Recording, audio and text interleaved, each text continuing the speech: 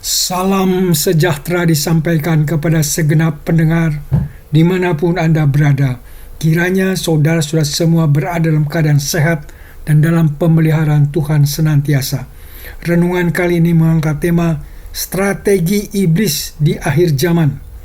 Bacaan terambil dari 1 Petrus 5 ayat 8 yang berisi peringatan dan mengatakan, sadarlah dan berjaga-jagalah. Lawanmu si iblis berjalan keliling sama seperti singa yang mengaum-ngaum dan mencari orang yang dapat ditelannya.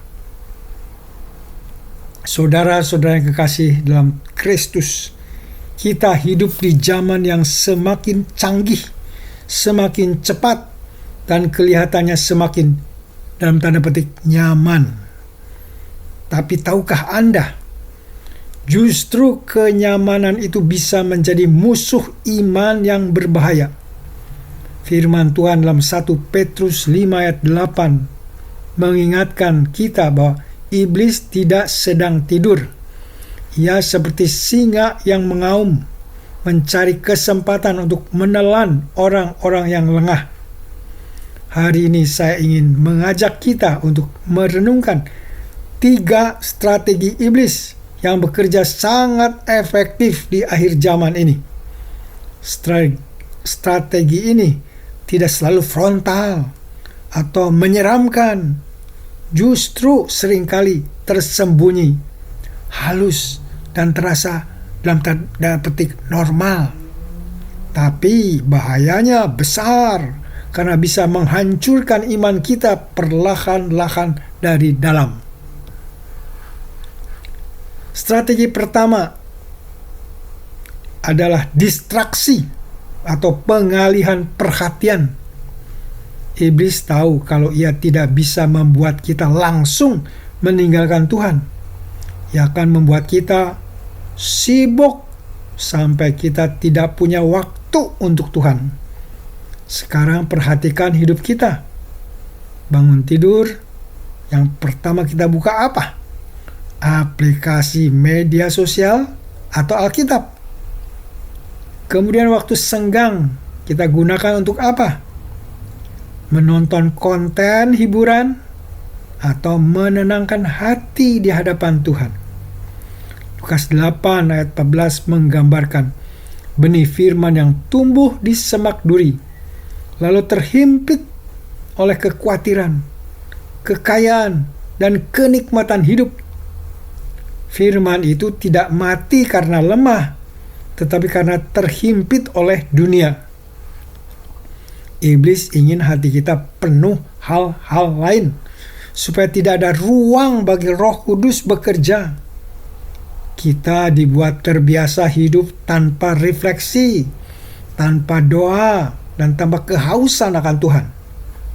Ini berbahaya, karena perlahan-lahan kita hidup seperti Kristen, tapi tanpa kuasa. Pertanyaannya, apakah kenyamanan dan kesibukan telah mengambil alih cintaku pada Tuhan?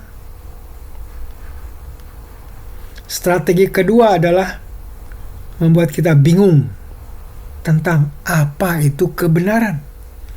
Zaman ini adalah zaman relativisme. Semua orang punya kebenarannya sendiri-sendiri. Yang penting aku merasa nyaman atau aku tidak menyakiti orang lain. Akibatnya firman Tuhan dianggap tidak relevan lagi. Kita mulai berpikir seperti ini. Tidak apa-apa, semua orang juga melakukan itu. Itu dosa di zaman dulu. Sekarang kan sudah modern. Yang penting aku tidak sejahat orang lain. Yesaya 5 ayat 20 berkata, celakalah mereka yang menyebut kejahatan itu baik dan kebaikan itu jahat. Inilah strategi si iblis. Mengaburkan batas dosa, mengaburkan batas kebenaran. Ia tidak perlu membuat kita jahat, cukup membuat kita bingung. Begitulah caranya menjatuhkan Hawa di Taman Eden. Apakah Allah benar-benar berkata begitu?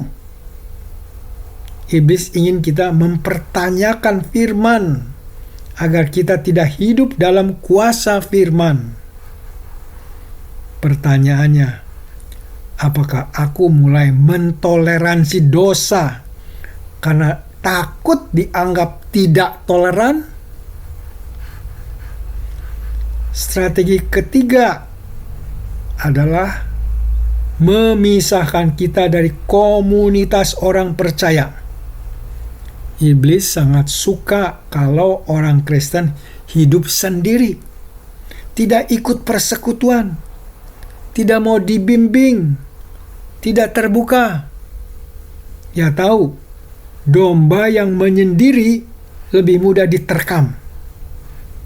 Ibrani 10 ayat 25 berkata, janganlah kita menjauhkan diri dari pertemuan-pertemuan ibadah kita. Kita butuh satu sama lain. Kita butuh peringatan. Kita butuh penguatan. Dan kita butuh pelukan dari saudara-saudara seiman. Tapi kalau iblis bisa membuat kita tersinggung, membuat kita kecewa, atau merasa tidak butuh orang lain, maka ia bisa menjatuhkan kita perlahan-lahan tanpa kita sadari. Banyak orang berpikir iman itu urusan pribadi. Memang benar. Tetapi iman yang sehat tidak bisa hidup sendirian. Kita adalah tubuh Kristus, dan tubuh tidak bisa berfungsi jika salah satu bagian memisahkan diri. Pertanyaannya, apakah aku masih hidup dalam komunitas rohani yang membangun? Setelah menjelaskan strategi si iblis, Petrus memberikan 2 perintah penting. Sadarlah dan berjaga-jagalah. Kita tidak bisa menjadi Kristen yang hidup autopilot. Kita harus berjaga-jaga. Ini artinya, 1, kita sadar bahwa kita dalam peperangan rohani. Tidak ada hari tanpa pertempuran melawan godaan, kebosanan rohani, dan pengaruh dunia. Kedua, kita mengenakan perlengkapan senjata Allah. Efesus 6 ayat 11 mengatakan, kenakan seluruh perlengkapan senjata Allah. Kita punya sabuk kebenaran untuk melawan kebingungan moral. Kita mempunyai perisai iman yang menangkis panah-panah keraguan.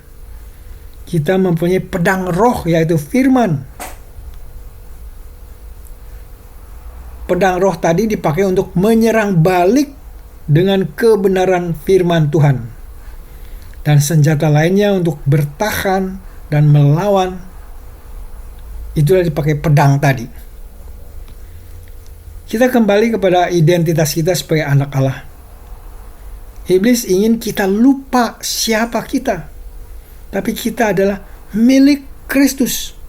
Kita punya Roh Kudus. Kita bukan korban dari dunia ini, tetapi pemenang dalam Kristus. 1 Yohanes 4 ayat 4 mengatakan, roh yang ada di dalam kamu lebih besar daripada roh yang ada di dalam dunia. Tetap sadar, tetap teguh. Saudaraku, iblis tidak takut dengan orang Kristen yang kuat secara teori. Ia takut pada orang Kristen yang hidup dalam kuasa Tuhan. Orang Kristen yang berakar dalam kebenaran. Iblis tidak takut bahwa kita tahu Alkitab. Tapi si iblis takut kalau kita hidup di dalam firman. Hari ini, mari kita ambil komitmen untuk tidak tertidur secara rohani, kembali ke firman, bukan opini, kembali ke persekutuan, dan memakai senjata rohani setiap hari. Ingat, singa itu mengaum, tetapi Kristus adalah singa dari Yehuda yang sudah menang. Dia di dalam Kristus kita aman. Di dalam Kristus kita kuat. Di dalam Kristus kita lebih dari pemenang. Amin. Mari kita berdoa. Terima kasih Allah Bapa yang sudah memperingatkan akan situasi bahaya di mana kami hidup. Perlengkapi kami dengan kebijaksanaan. Perlengkapi kami dengan kuasa Roh Kudus untuk dapat mengalahkan segala tipu muslihat si iblis. Dan pertolongan-Mu kami keluar sebagai pemenang. Bapa yang Maha Kasih, dalam kesempatan ini kiranya Engkau menilik dan melawat saudara-saudara pendengar yang sedang sakit dan dalam pencobaan. Kuasa dan kasih-Mu kiranya dinyatakan dan memberi kesembuhan kepada yang sakit dan kemenangan bagi yang dalam pencobaan. Bapa yang baik, kiranya Engkau mau mendengar dan mengabulkan doa permohonan kami yang kami minta dan mohonkan dalam nama Tuhan kami, Yesus Kristus, Juru Selamat kami yang hidup. Amin.